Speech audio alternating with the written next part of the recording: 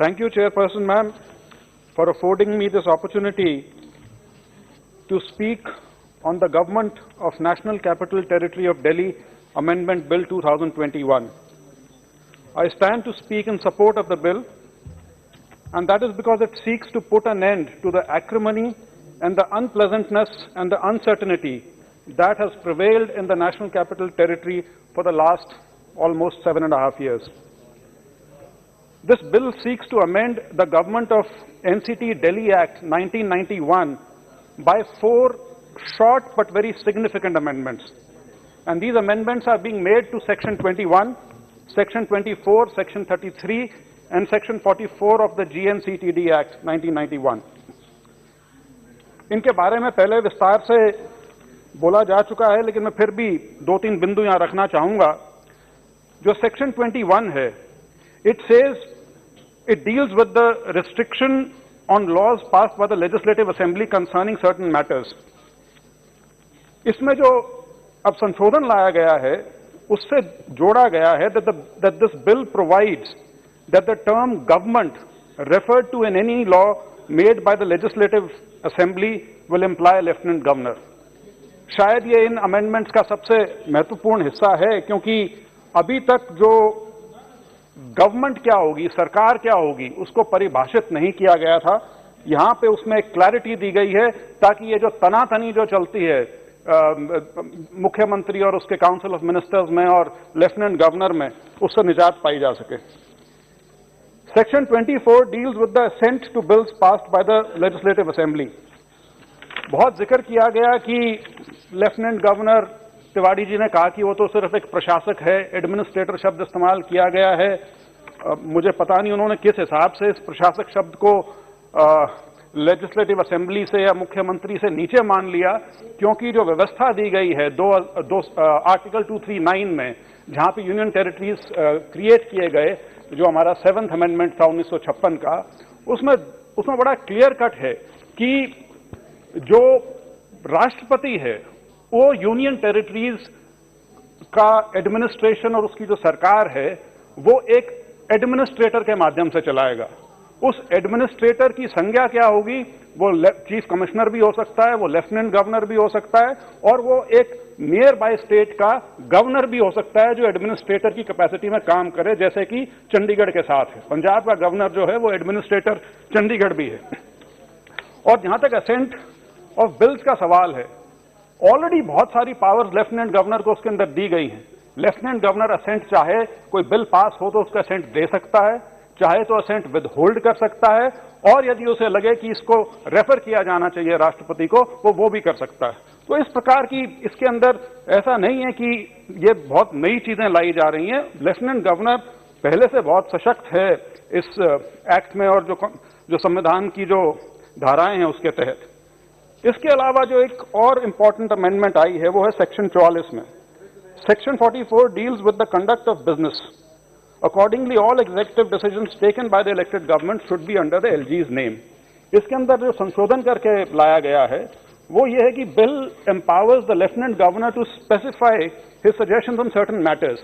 His opinion has to be taken before making any executive action or decisions of the minister or council of ministers. Manish Tiwari ji ने कहा कि जब legislation ही पास हो गई तो उसकी इम्प्लीमेंटेशन में रोक टोक किस लिए हो, उसकी इम्प्लीमेंटेशन पे एक एडमिनिस्ट्रेटर का अख्तियार किस लिए हो। शायद इसीलिए इसको आपको उससे पढ़ के देखना पड़ेगा, जब लेफ्टिनेंट गवर्नर के पास असेंट विद होल्ड करने का भी जब पावर है, और उसके पास यदि किसी भी लेजिस्लेटिव असेंबली द्वारा पास किया गया बिल जो है, यदि उसे राष्ट्रपति को रेफर करने का यदि उसके पास अधिकार है, तो उससे बेहतर ये होगा कि पहले ही लेफ्टिनेंट गवर्नर की संतुति ले ली जाए, ताकि जो असेंबली पास करे बिल, उसको पहले से लेफ्टिनेंट गवर्नर की यदि संतुति है तो उसको आगे आने में इम्प्लीमेंटेशन में उसमें सुविधा हो सके। लेकिन सारी बात यह कि हम आज इस पे पहुंचे किस लिए, क्या जरूरत पड़ी इस अमेंडमेंट बिल को लाने की, ऐसा क्या हुआ कि ये बिल लाए गए।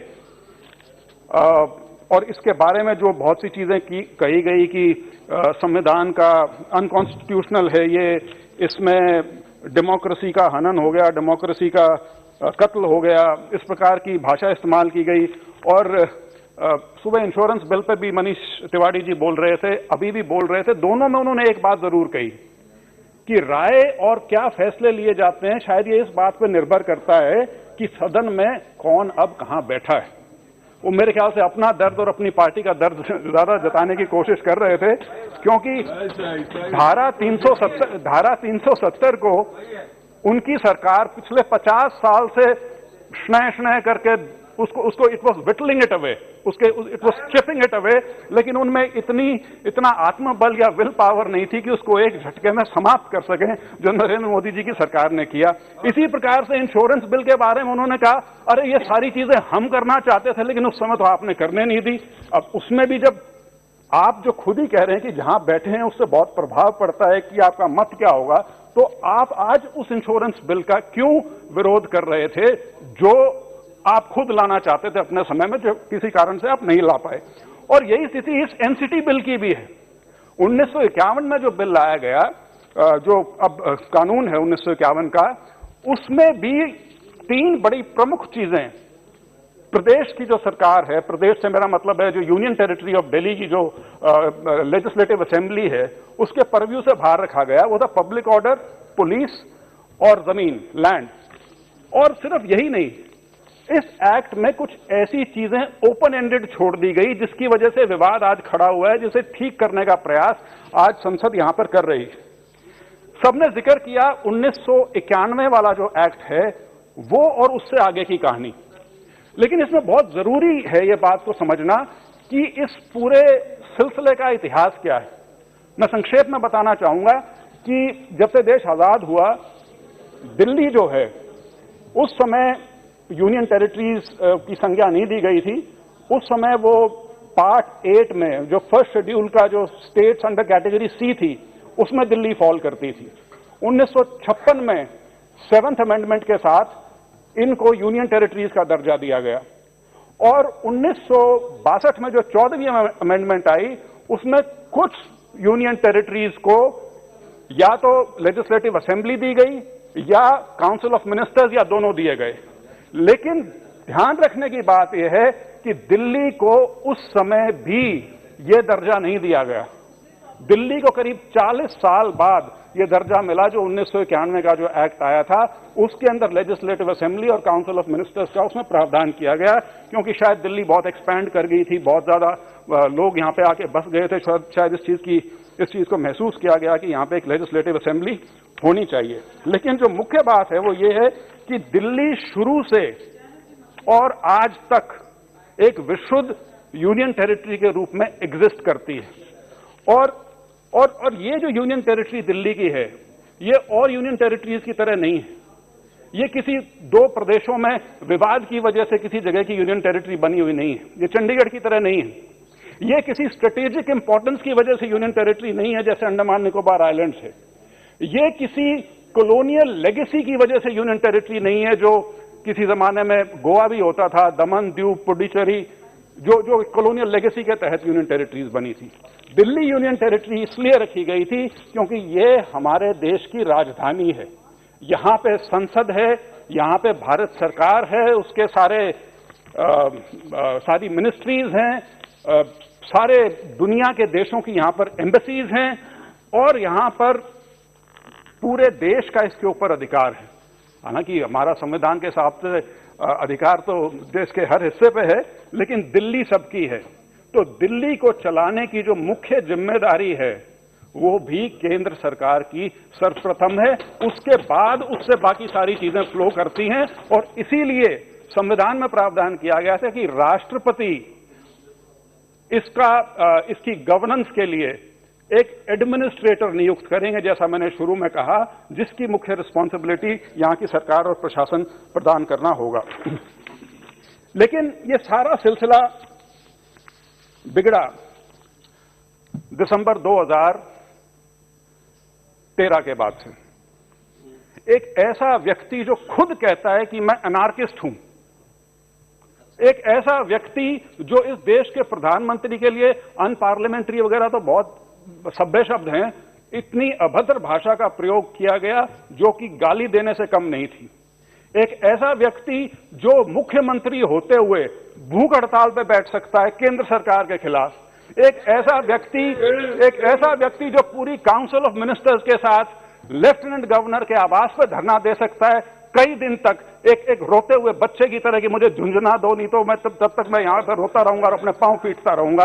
तो ऐसे व्यक्ति को सोचिए, यदि पूर्ण दर्जा किसी स्टेज पे दे दिया गया होता और उसके पास यदि पुलिस और पब्लिक ऑर्डर जैसे विषय भी होते तो सोच के भी रूह कांप जाती है कि शायद हम गृह युद्ध के काफी करीब पहुंच सकते थे ऐसी स्थिति में।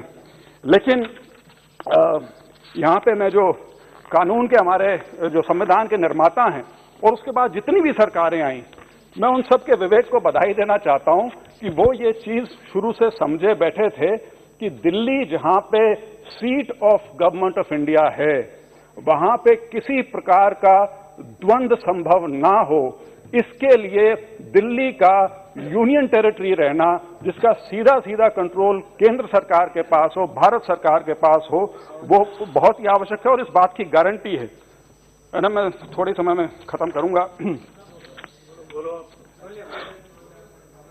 अच्छा बोल रहे हैं। अब धन्यवाद।